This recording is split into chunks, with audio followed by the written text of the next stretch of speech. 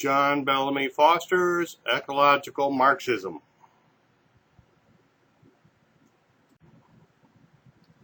According to Foster, the great sociological tradition, at least as it has been received from the founders, seems as if it were developed almost completely devoid of any concern for nature.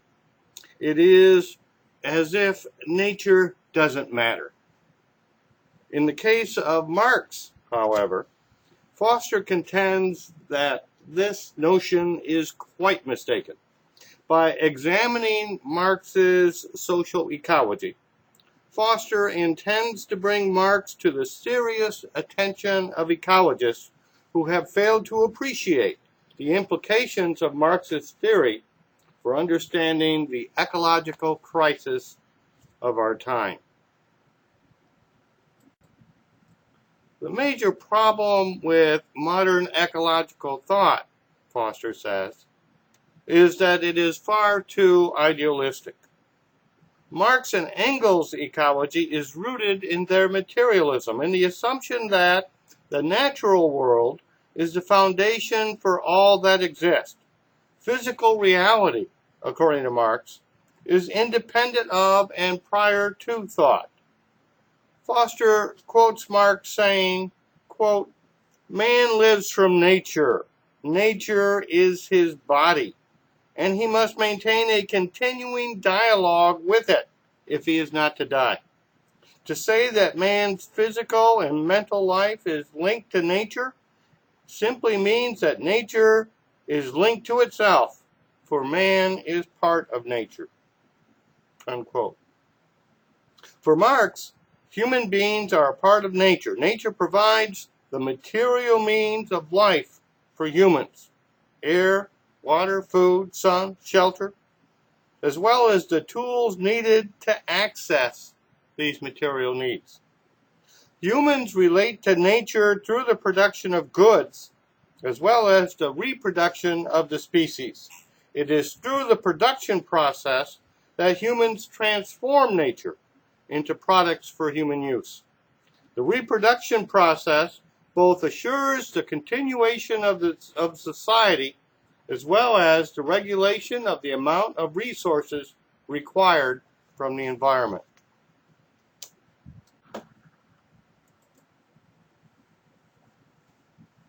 The materialism that makes life and society possible, as well as the means by which men and women manipulate the natural environment to obtain essential goods, are the foundation of Marx's social theory.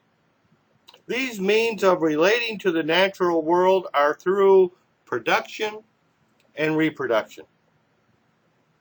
He says, "The first premise of all human existence, and therefore of all history, is that men must be in a position to live in order to be able to make history. But life involves, before everything else, eating and drinking, housing, clothing, and various other things." He goes on to say, "The first historical act is thus the production of the means to satisfy these needs, the production of material life itself. And indeed, this is an historical act, a fundamental condition of history, which today, as thousands of years ago, must daily and hourly be fulfilled merely in order to sustain human life. The production of life, both of one's own labor and of fresh life and procreation, appears as a twofold relation. On the one hand, as a natural, on the other hand, as a social relation." Unquote.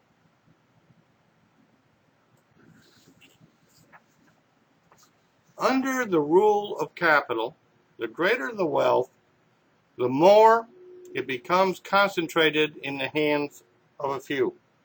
The more extensive is the mass of workers and their productivity. The larger the surplus population, and the more intensive is the exploitation of these masses. The ever-increasing polarization of wealth in capitalist societies, both within nations and between nations, is a primary cause of the growth of an extensive working class, as well as an industrial reserve army of surplus population, consisting of the unemployed and the underemployed, which live in a situation of relative impoverishment and degradation. The Industrial Reserve Army is necessary for the accumulation of capital, in that it assures a chronic oversupply of workers on the labor market, thus keeping wages in check and allowing workers to be more fully exploited by capitalist enterprise. Overpopulation in capitalist societies, defined as the portion of the population that is denied full access to the means of subsistence, is therefore caused by the rule of capital itself. As a student of Marx, it is Foster's contention that industrial technology and demographic factors are not the major cause of the environmental destruction around us. While certainly real, these material forces are intimately rooted in the social relations of production, that is, the institution of capital and its ever-expanding drive for accumulation. Consequently, demographic and technological forces are not responsive to the will of the individual. Rather, they are responsive to the needs and interests of capital. And the needs and interests of capital are quite simple: the ever greater accumulation of more capital, or more simply, profit.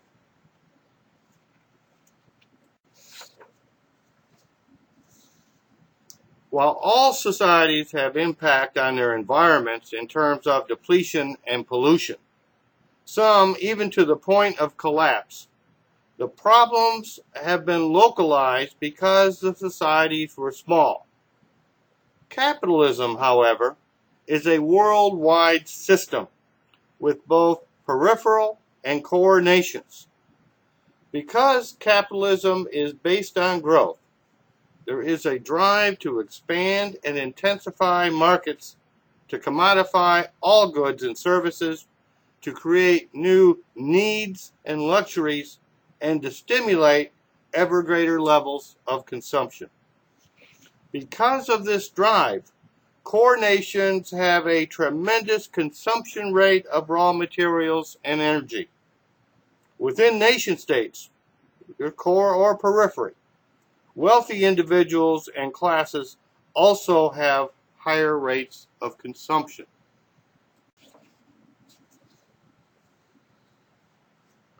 With the expansion of population and industrial activity, Foster writes, the scale of human economic processes began to rival the ecological cycles of the planet, opening up as never before the possibility of planet-wide ecological disaster.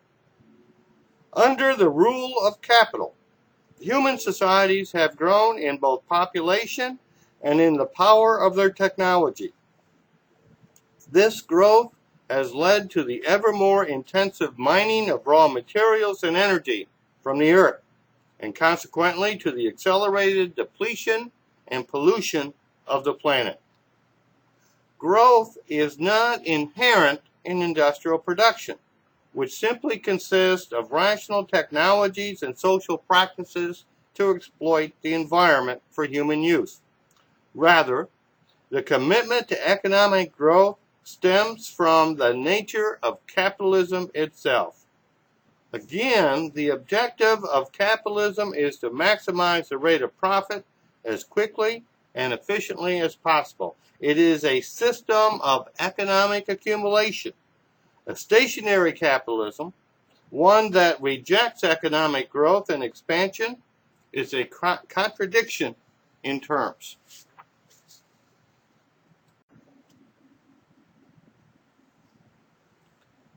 The men who control the economic institutions in society are inextricably committed to economic growth, and through their power and influence it has become an unquestioned goal of social life.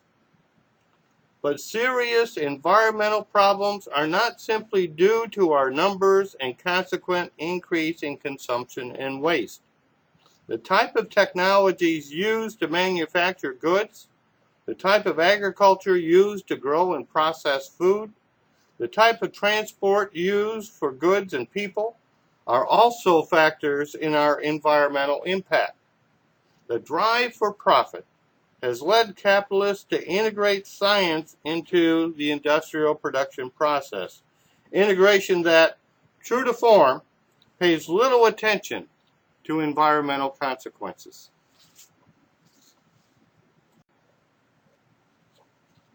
Since World War II, capitalism has employed science to develop a production system that is hostile to the environment, a counter-ecological system of production. Foster says, new technologies have replaced older ones. Synthetic detergents have replaced soap powder. Synthetic fabrics have replaced clothing made out of natural fibers, such as cotton and wool. Aluminum, plastics, and concrete have replaced steel and lumber. Truck freight has displaced railroad freight. High-powered automobile engines have displaced the low-powered engines of the 1920s and 30s. Synthetic fertilizer has in effect displaced land in agricultural production. Herbicides have displaced the cultivator. Insecticides have displaced earlier forms of insect control.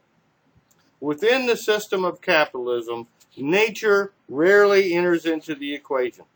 Raw materials are commodities. Only their exchange value matters. The environment as a whole has little value.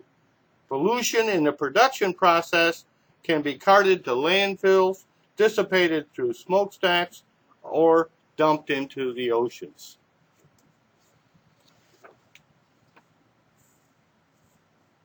Foster says, the profit-making relation has become the sole connection between human beings and between human beings and nature.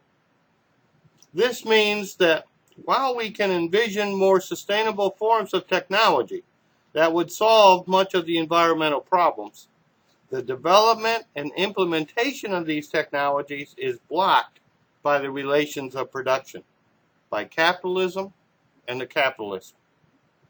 Large corporations make the major decisions about the technology we use, and the sole lens that they consider in arriving at their decisions is profitability. Foster has a lot more to say about capital in the world, but this will have to wait till another presentation.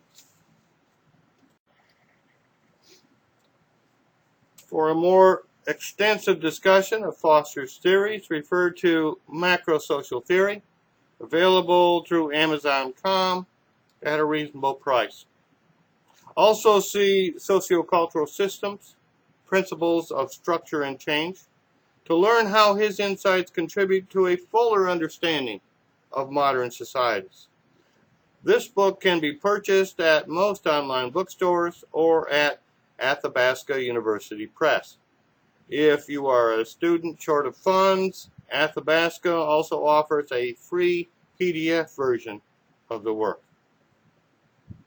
You should know that a significant portion of the royalties I receive from these books go to the Rogers State University Foundation in support of students in the liberal arts. I thank you for your support and interest.